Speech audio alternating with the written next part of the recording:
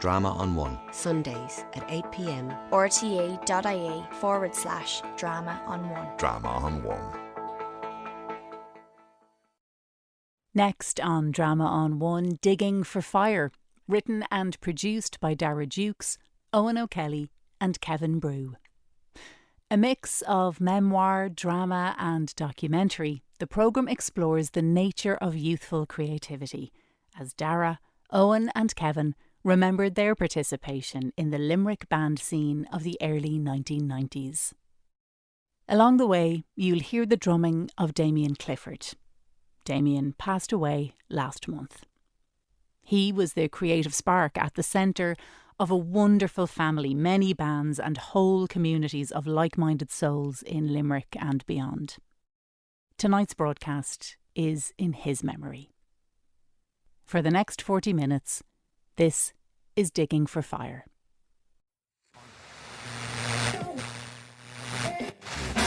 Ils ont aussi la gentillesse de faire un détour avant de rentrer directement en Irlande, de faire un petit tour par Paris et d'être là ce soir pour peut-être nous balancer quelques chansons en direct. Qu'est-ce que t'en penses? Oui, je crois que c'est ça. Let's do it with more. There was something good trying to get out. Some kind of protest maybe against macho rock. Rock and roll is one of the most glamorous businesses in the world, but also one of the most difficult to break into.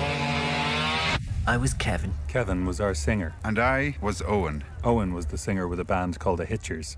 And I was Dara, the guitar player with They Do It With Mirrors. Could this investigation, could it be a kind of dialogue? A dialogue between the younger us We wondered whether being creative was somehow easier back then. and the older us. And if there was anything that we could learn about this from our younger selves. To siphon from these memories a kind of middle-aged transfusion.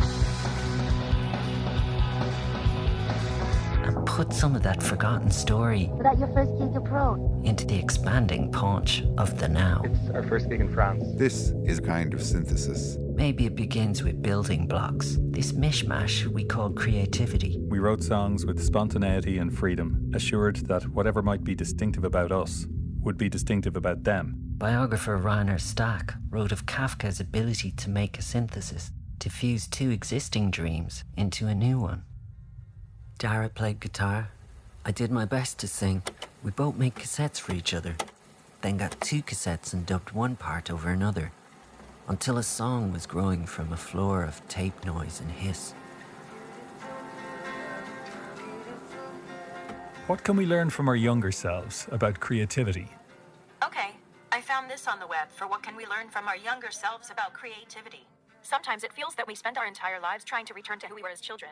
Here's what we can learn from our younger selves. In our flowery shirts, in our roller skates, in our pajama tops, with the jar of honey on standby to make a voice sing better. Everything we tried felt new and exciting, because mostly it was new to us. We braved the horizontal rain of our hometown. Limerick. We gobbled chips at Friar Tuck's takeaway. It's not a bad old city. We took a million lifts from our parents. We crossed the Whistling Bridge, now Shannon Bridge, to rehearse in Zerrick Studios. And when our band played together, we were really at the edge of our competence, which created an intensity that is hard to simulate. In former ballrooms like the Glentworth Hotel, we listened for our drummer Damien to count us in. Several drumsticks later, and the journey and the success, and the failure and the nerves, and the ideas and the fights made us think that whatever happened, we have a story for people like you, who were young before they were old. Because before we wrote with clarity in offices, we wrote like children, looking at words like you might choose colours for your colouring book, and less concerned about the meaning. I'm into the escalator. You can tie your laces later.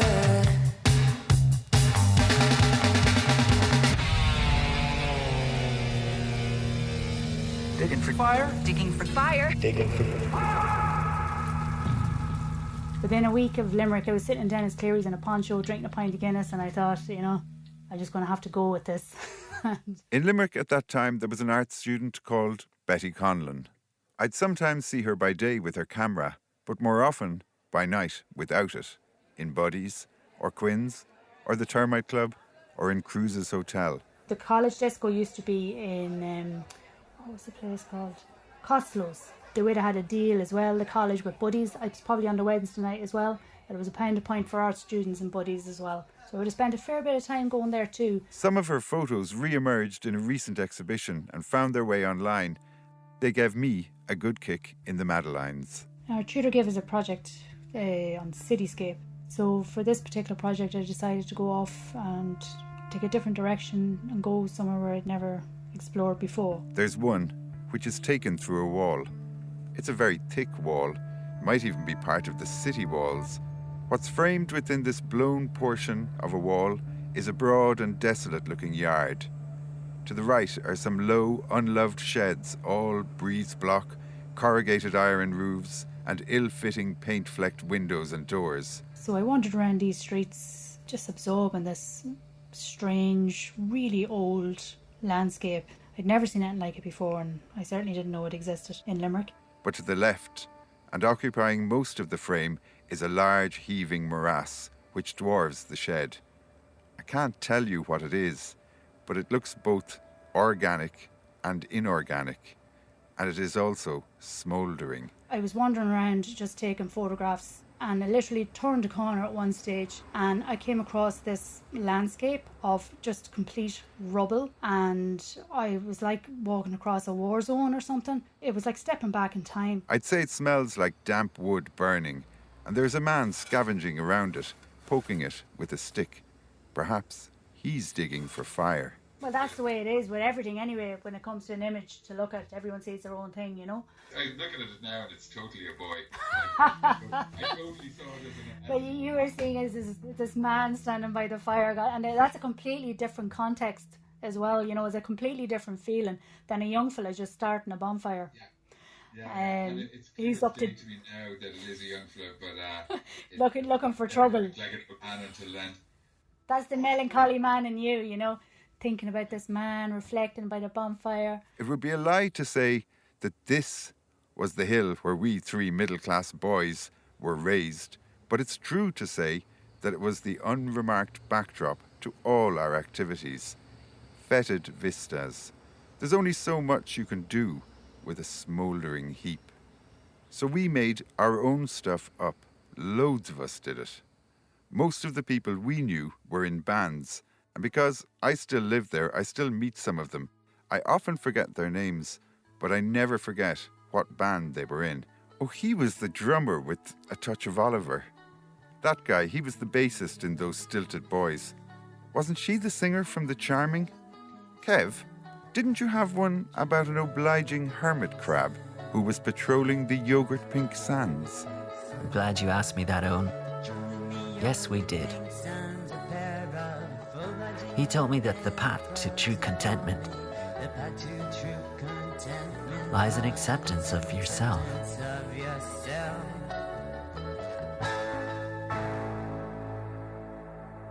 Not that you do, but if you did want to make someone feel foolish, you might start just by quoting their own words back to them. I think about that when I'm looking at the lyrics of our song, Life in an Anorak, devoted to the isolation of the nerd. In a time where nerd meant nerd, before the term had been changed to mean coder wunderkind surveilling your phone. No, this song was for the nerd in me and the nerds around me, partially lost in a snorkel anorak, an F-shape like a chimney on a cruise ship, scared of teacher and furiously memorizing school books. I think that's what the song is about. I think. So let's quote from our own words, unraveling an imaginary crumpled piece of paper lost long ago. An extra in a B-movie. You are one of the digits in the world harmony. I want to be an extra in a B-movie. You are one of the digits in the world harmony. I want to be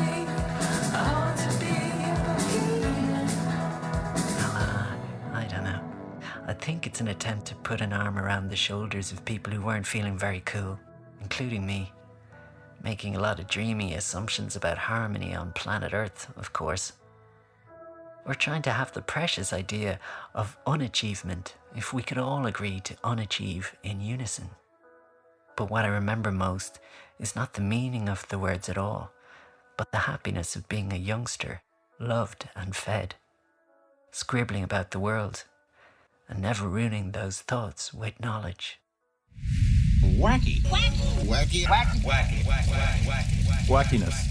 Wackiness. Wackiness. Odd, irrational, erratic, or unpredictable behaviour. A big part of Irish band life in the late 1980s was something called wackiness. Someone who is now a famous novelist once called us self-consciously wacky.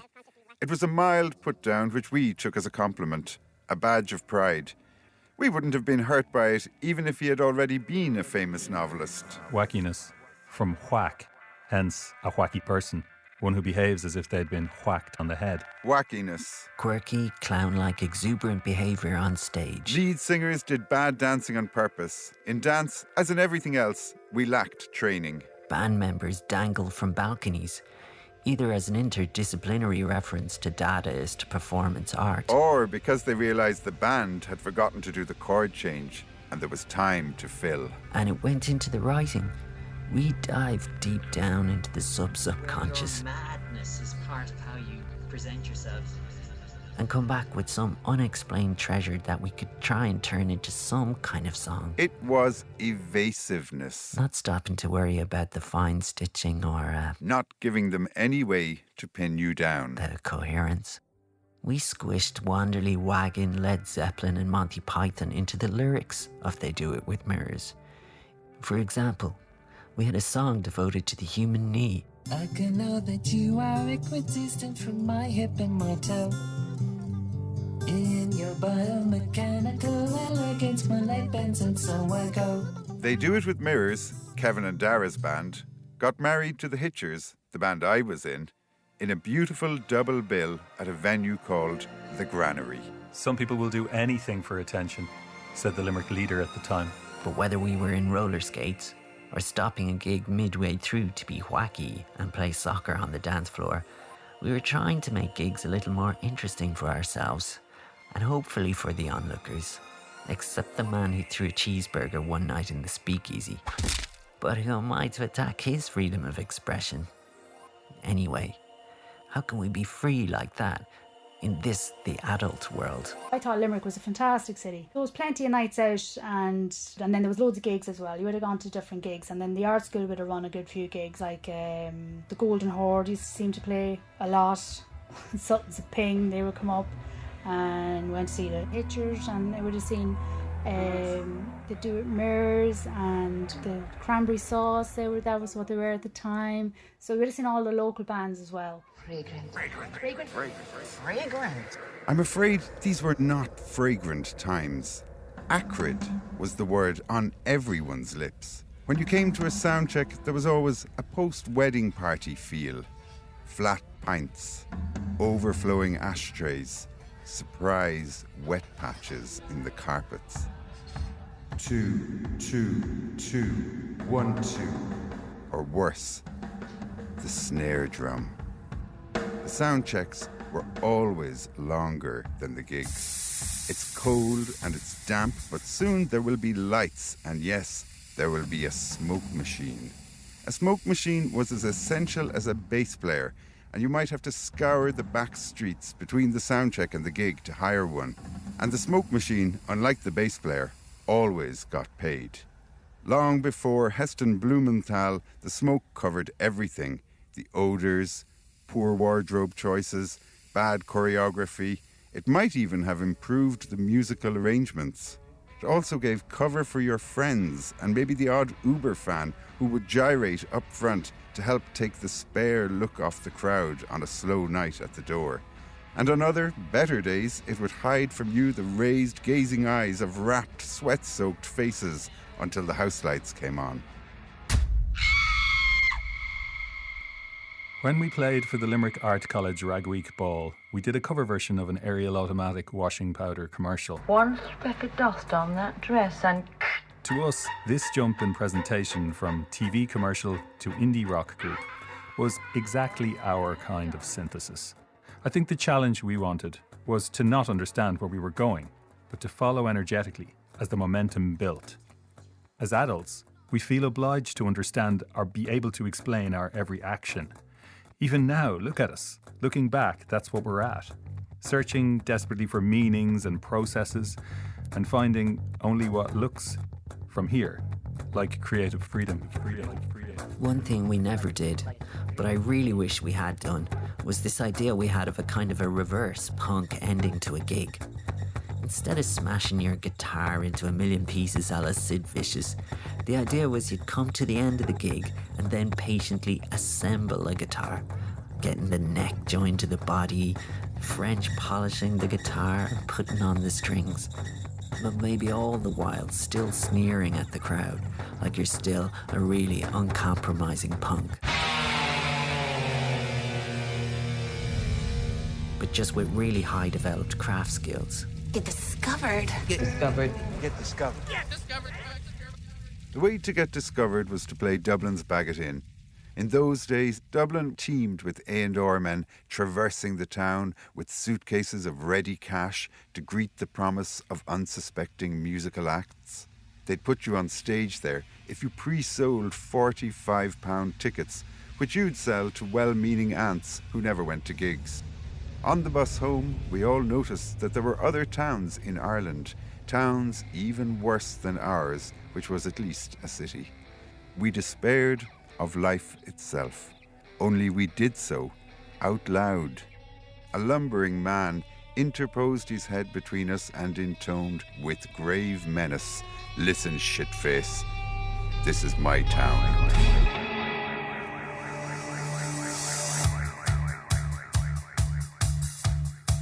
We like to give our stories endings. To all the teenage and slightly older bands of Limerick and elsewhere, the happy ending was getting signed. Getting a record deal with a big record company. Getting wages. Recording in posh studios overlooking glaciers. Flying in Tuvan throat singers to do the backing vocals and then turning them down to be virtually inaudible in the final mix. Fighting baldness with expensive hair transplants. Damien was the drummer with They Do It With Mirrors, and he sent the demo to the record companies of London. Setanta Records was interested, an Irish label based in Camberwell in South London, home to the Franken Walters, the Divine Comedy and A House. Setanta wanted to sign us, promising to release some EPs to begin on vinyl.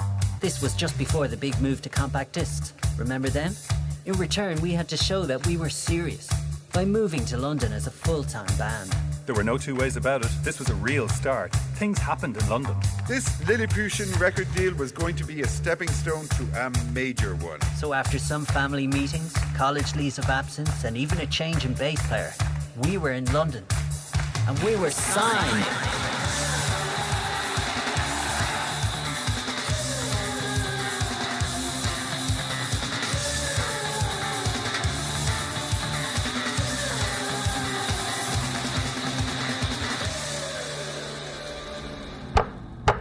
What did it mean to get signed to a record label in the early 90s? Well, around this time, U2 signed to Polydor for $200 million. And what about at the other end of the scale? There were some small labels that paid out a few £1,000s for recording and manufacture and promotion, but there was no actual money for the band members. To which category did the contract that They Do It With Mirrors signed belong? Unquestionably, to the second category. Signed. The world was so in need of our music that we had to do another kind of signing. At the Dole Queue on White Hart Lane. A portrait of the artist as a young welfare recipient. The Dole seemed a necessary kudos offset. At that time, you wouldn't want to risk being seen as getting on in any way.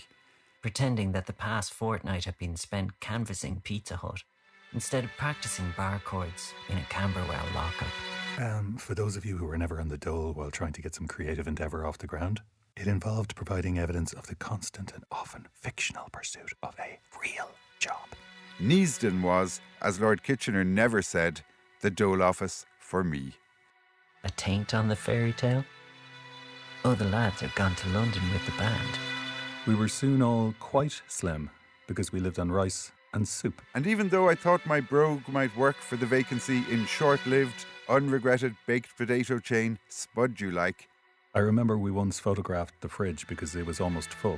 I still have the picture. Look. The phone rings. Had I heard of Bruce Springsteen? Did I know he was on a world tour? Would I like to pick up litter after the gigs in Wembley Stadium? Neasden Dole Office was always good for matching the candidate to a suitable employment. Reverse into space. Reverse into Reverse. There was a lay-by on the Cork side of the entry to Limerick, right? And there was like a yellow sign in this lay-by that said "reverse into space," and we just thought this was hilarious. And I remember actually making. But just before our newly signed friends went to London, there was one last gig, Limerick's Lark in the Park. Colm O'Callaghan went along to review it for the Examiner. Here's the part about They Do It With Mirrors. They Do It With Mirrors are Keith Cullen's brand new Satanta band. 4 guitar funksters on the Lunatic Fringes. They've got a tiny frontman, Kevin, and an enormously strange voice. Lots of offbeat guitar and frothy-headed bass. Colm went to London around the same time as we did. I'd started working with the Frank and Walters. Keith signed the Franks and they ended up moving to London and I ended up moving with them. Keith, I know, was looking for a bit of help. Zatanta's roster of bands was growing at that time and the label was building fans and profile in the music press. So there was Melody Maker, NME and Sounds, I think, which were the 3 inky weeklies. And there were some bands who were signed on the strength of reviews, like live reviews, They were very, very powerful. They were very, very powerful and maybe too powerful. Zane Lowe, writing in the NME, says, the Irish 4-piece are Zatanta's latest signing and have just released a wondrously sumptuous EP, so expectations are high. This is They Do It With Mirrors' first London gig, and you can smell the fear as they creep on stage. A spacious, empty dance floor, and on its perimeter a London audience, some of whom probably saw Radiohead's first gig. Why are they so far away from us? Wearing my Confident sweatshirt, donated by artist Cynthia from Limerick. Okay. They really don't like us. It's probably going great. Are they right? They just express themselves in a more reserved way here.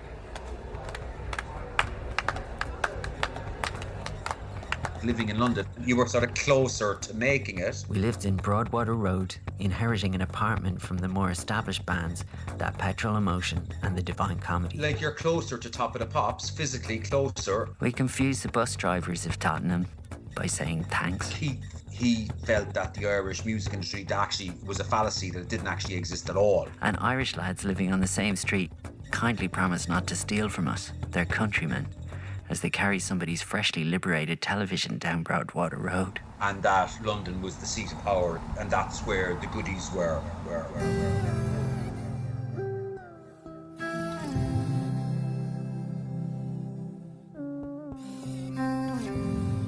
Typical journey to soundcheck. Carrying by hand 1 Jazzmaster guitar in hardshell bootcase, approximate weight 12 kilos, plus 1 sports bag of effects pedals, approximate weight 7 kilos. Bus from Lordship Lane to Wood Green Tube Station. Get Piccadilly Line service south to King's Cross.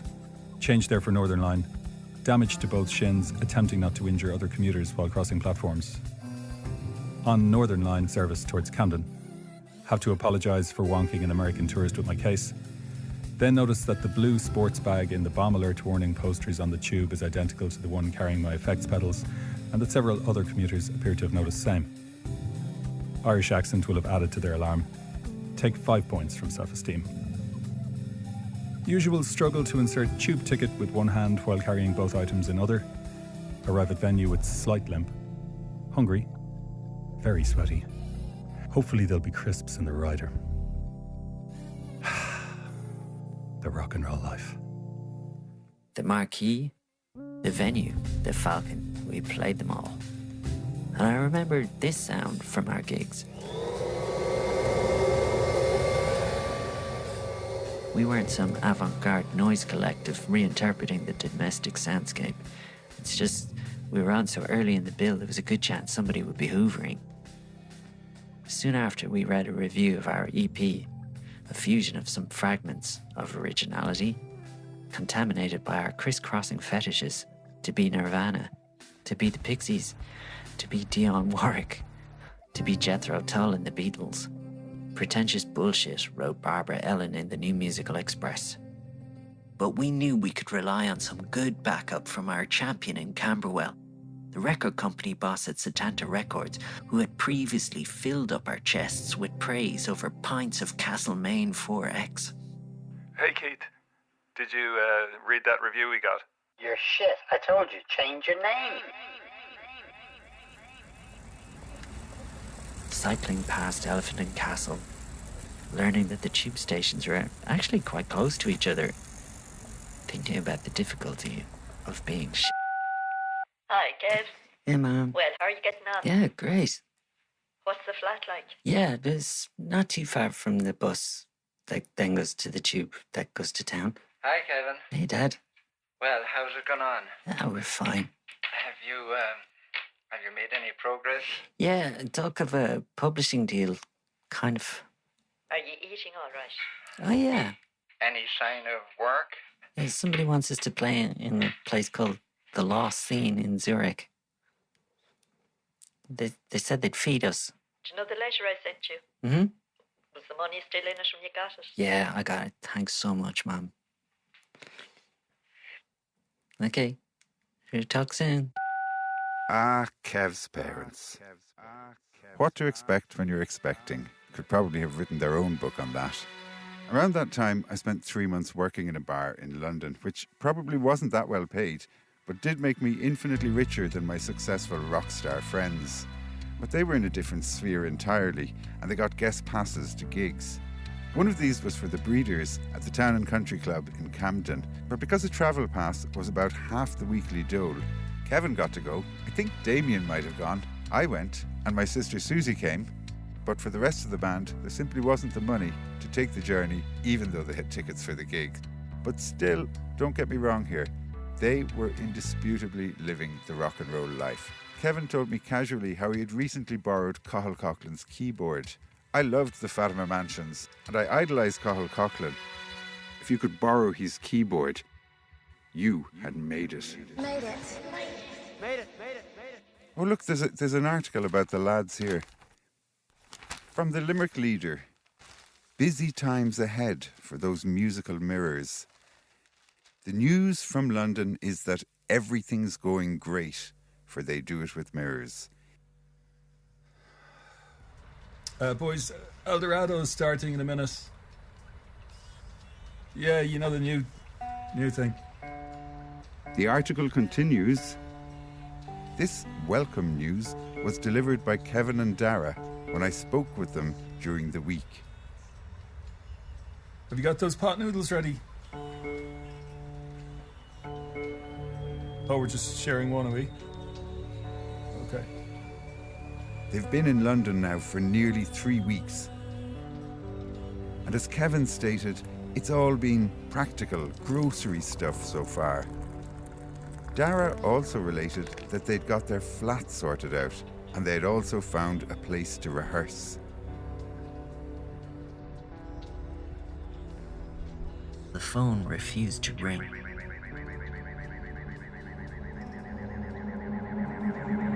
In the middle of this London stuckness, Dara stages a kind of protest, adopting the deadpan determination of the Monty Python Ministry for Crazy Walks. He spends his dole as fast as is humanly possible. 27 quid, is it? As though part of some performance art challenge. I'll show them. He guzzles down a bacon double cheeseburger as I try to keep up, then another one, then a pint of Tennant, before leaving the pub to browse the shelves of a nearby Boots chemist for the most expensive shampoo he can find, clocking in at something like 15 sterling. There, all gone, he says. Suckers! I'm proud that at least one of us has defiantly, if self-defeatingly, taken back control. Even if it means we're going to be eating a lot of noodle soup for the next fortnight.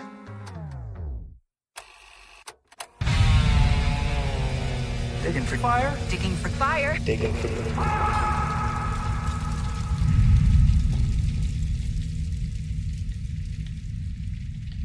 Dara? I don't know, hon. We're just not getting anywhere. We need some new perspective. We need a new way of looking at this. Feels like a dead end. Keep at it, Dara. Because one thing that we all know about music now that we didn't know then is that the music you listen to when you're younger is the music you gravitate back to in later life. You tap into that emotion felt by your 19-year-old self. When you listen to a particular piece of music, you are resurrecting something that perhaps might otherwise slip beyond reach. This is just more of that melancholy old man stuff, isn't it? Is this the melancholy old man in me? I'm not sure. I'm actually not really sure which Dara I'm talking to. Is it the one that's now trying to make this programme? Or is it the guy who was back in London trying to make it with his band? No, keep going on. You're talking to both of us. For some people, yours is that music, that perfect time machine that they can use to reawaken their former selves. And maybe the same goes for creativity. When you've done it when you were young, maybe it's just a matter of finding the right frequency where those songs are still playing, returning to your own smouldering morass, poking a stick in, digging for fire, until every now and then, a flame catches.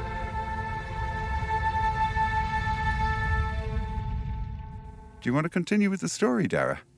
Yeah, let's get back to the story. Our rehearsal room in Camberwell was just down the hall from my Bloody Valentine's, and Kevin Shields came in one day and showed me how you could overdrive this Vox amplifier that I was using by looping one channel into another.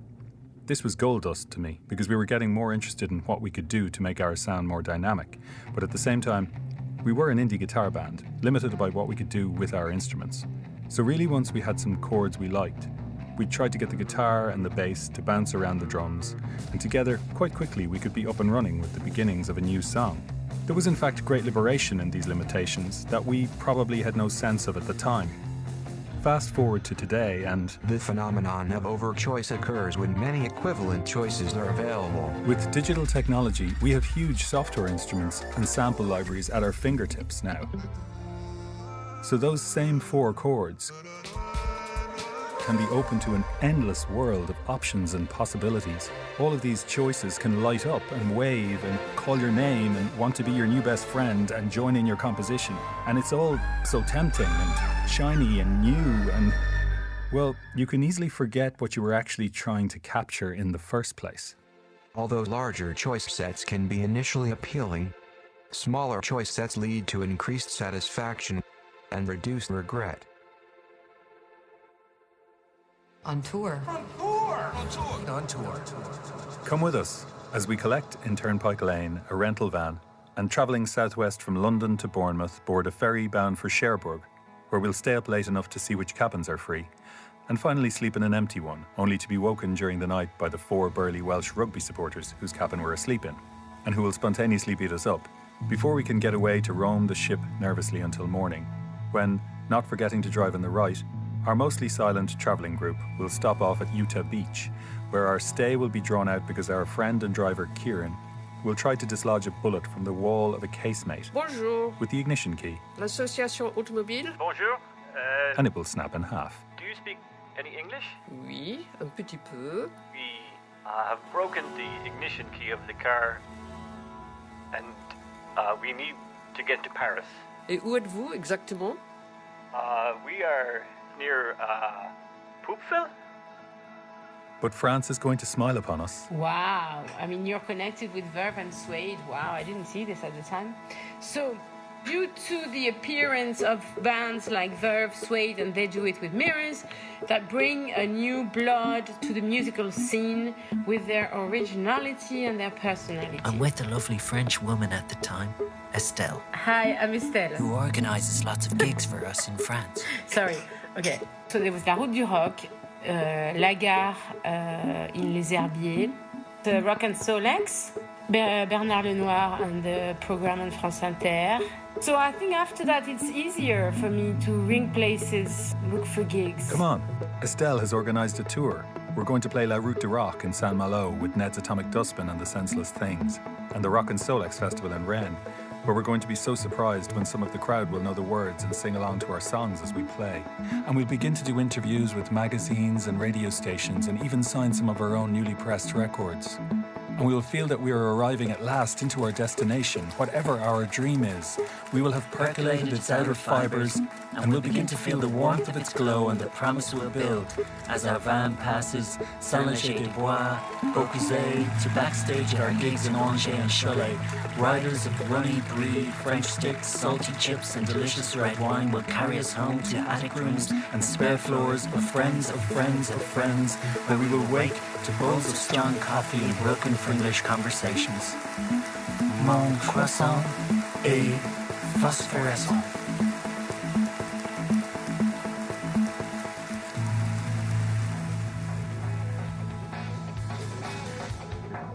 Et donc j'ai la gentillesse de faire un détour avant de rentrer directement sur l'Irlande, de faire un petit tour par Paris et d'être là ce soir pour peut-être nous balancer quelques chansons en direct. Qu'est-ce que t'en penses? Oui, je crois que c'est ça.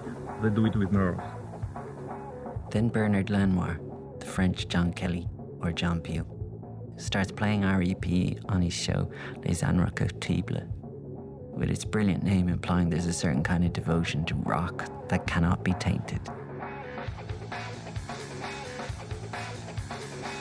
We bring our nerves and acoustic guitars to Paris for a studio session. Let's do it with mirrors en session acoustique depuis le 117 de la maison de la radio. Kevin Darac, si toutefois c'est comme ça que ça se prononce, et Gérald. Damien, lui, c'est le batteur, mais on lui a pas proposé de batterie aujourd'hui. Il est là, il écoute. Back in the London flat, we start working really hard to bridge the gap between our Limerick playfulness and the much higher standards blaring from speakers in venues like the Mean Fiddler in the Town and Country Club. Dara, Jera and Damien create crazy circles of chords of heavy guitar on a Fostex 4-track that sounds like a toy, while we try and weave cartoon lyrics into a heavier sound. And then this riff is going around and around, being tried out in new combinations on different guitars, going through that yellow Boss pedal with the overdrive turned up full, printing itself onto a cassette, crossing out words and making them rhyme. Explosion, commotion, potion? No, not potion. Until we get to the studio that used to be owned by the Eurythmics, the church, and finally make something that we think sounds like something.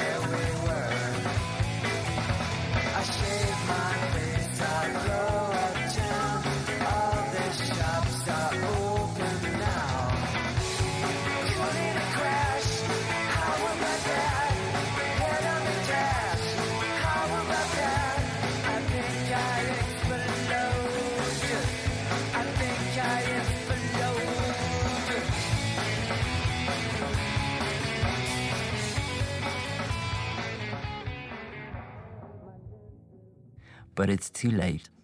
This track will never see the light of day. There's just been too many empty days. Too many nights where visiting friends have paid for all the drinks.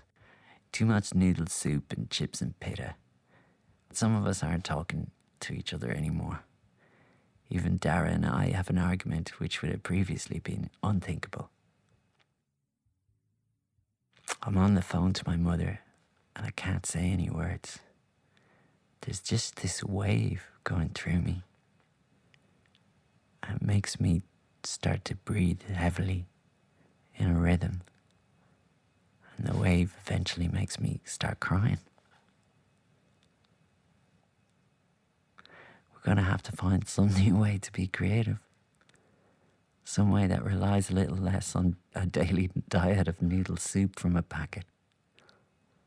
And thankfully, we will.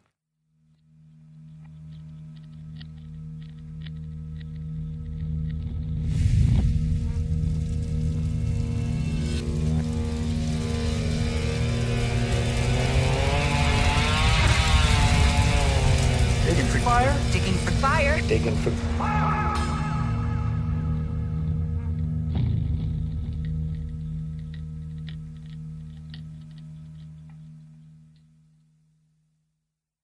That was Digging for Fire, written and produced by Dara Dukes, Owen O'Kelly and Kevin Brew. The original score, sound design and edit were by Dara Dukes. Additional music was by Kevin Brew. Sound supervision was by Ruth Kennington.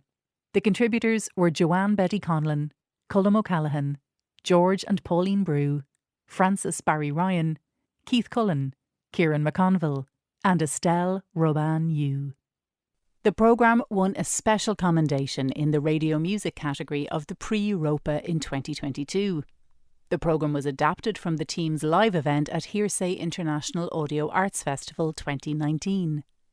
Recordings of They Do It With Mirrors released on the Setanta label feature Kevin Brew on vocals, Dara Dukes on vocals and guitars, Ger Fitzgerald on bass, Shane Collins on bass and Damien Clifford on drums. Tonight's broadcast is in memory of Damien Clifford, who passed away last month and brought so much fun, love and creative fire into the lives of his family and friends.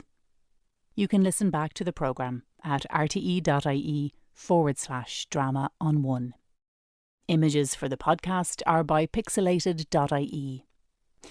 Digging for Fire was funded by Cumashún na Meán with the television licence fee. rte.ie/drama on one.